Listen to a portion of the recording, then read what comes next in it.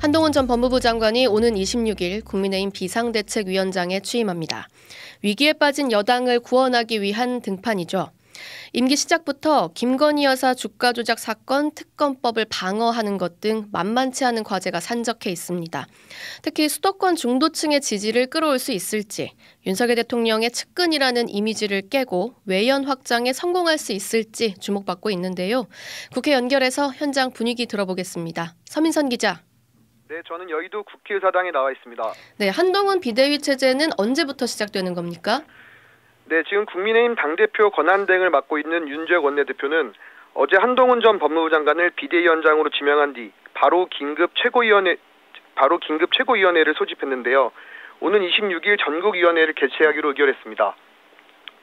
네, 전국위에서 투표를 통해 한 장관을 임명하는데요. 그날 오후 2시쯤이면 모든 절차가 마무리되고 바로 임기가 시작될 것으로 보입니다.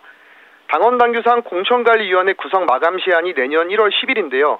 시간이 없는 만큼 비대위를 29일까지 빠르게 만들고 바로 공관위 구성으로 넘어갈 것으로 보입니다. 네, 한동훈 카드를 너무 일찍 꺼내든 것 아닌지 이런 평가도 있었는데요. 정치권 반응은 어떻습니까? 네, 그만큼 지금 절박한 것으로 보이는데요. 국민의힘에선 한 전 장관과 윤석열 대통령 사이에 기본적인 신뢰관계가 형성돼 있기 때문에 허물 없이 진솔한 대화가 가능하다. 기존 당원과 보수층을 재결집시킬 뿐만 아니라 청년과 중도층과 공감대를 이룰 수 있다고 추켜 세우기도 했습니다. 윤재욱 원내대표의 발언 직접 들어보시겠습니다.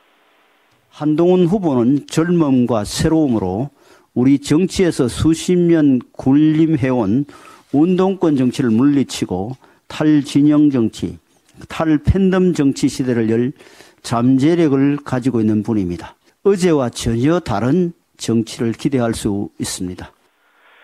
네, 민주당에서도 검찰 시절 한동훈이 아닌 정치인 한동훈으로서 유능함과 실력을 보여주길 희망한다. 이러면서 환영의 목소리는 냈지만 한 전 장관이 윤석열 대통령에게 쓴소리를 할 수 있어야 한다. 이렇게 강조했습니다.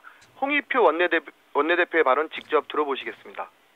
대통령실과 둘러싼 각종 비리 의혹 털을 이번 기회에 털어내고 당당한 대통령과 대통령실이 되면 좋겠다라는 걸 해서 지금 쌍특검은 물론이고 해병대원 특검, 국정조사, 양평고속도로 국정조사 받는 것이 바로 그것이 혁신이고 한동훈 비대위원장이 해야 될 일입니다.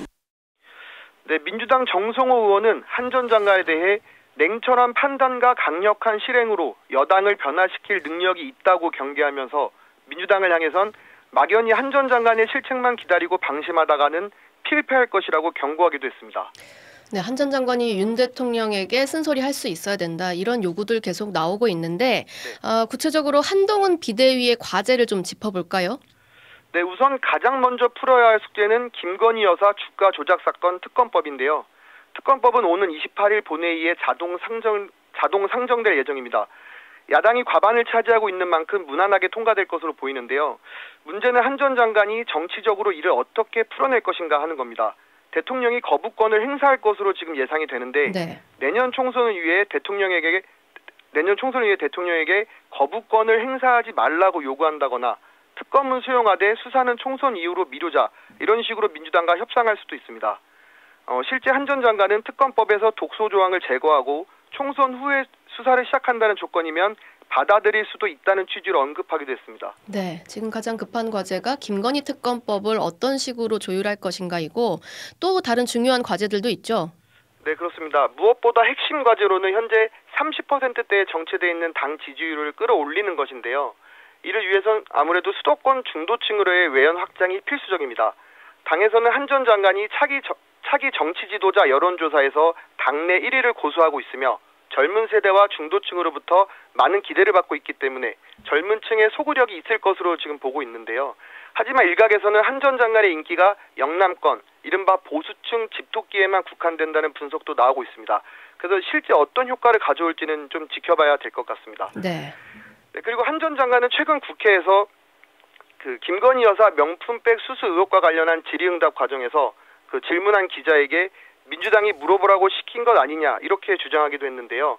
기자가 마치 야당으로부터 질문을 사주러왔다고 보는 시각인데 편협한 언론관을 갖고 있는 거 아니냐 이런 지적이 나오기도 했습니다. 예, 그래서 한 전 장관이 정치 무대에 현재까지 선 경험이 없기 때문에 이후에 비대위원장으로 임명된 뒤 이런 설화를 일으키는 거 아니냐 이런 우려도 지금 나오고 있습니다. 법무부 장관으로서의 한동훈과 비대위원장으로서의 한동훈이 어떤 태도 변화를 보일 것인지 그 부분을 말씀해 주셨고 네. 또 아무래도 지금 야당 대표인 이재명 대표와도 또 비교가 될 수 있겠습니다.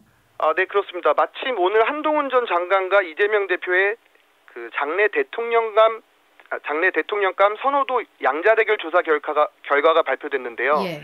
그 여론조사 기관이 한국여론평판연구소가 지난 20일부터 21일까지 만 18세 이상 남녀 1,600명을 상대로 무선 ALS 여론조사를 진행했는데 차기 대통령감으로 45%가 한동훈 전 장관을, 41%가 이재명 대표를 선택한 것으로 나왔습니다. 그리고 이어진 호감도 조사에서도 한 전 장관이 47%, 이재명 대표는 42%로 집계됐는데요. 관련한 자세한 사항은 중앙여론조사심의위원회 홈페이지를 참조하시면 됩니다. 네, 대통령감 선호도 양자대결 조사 결과에서 한동훈 장관이 조금 더 우세하게 나왔다. 이 부분까지 전해드렸습니다. 정치부 서민선 기자였습니다.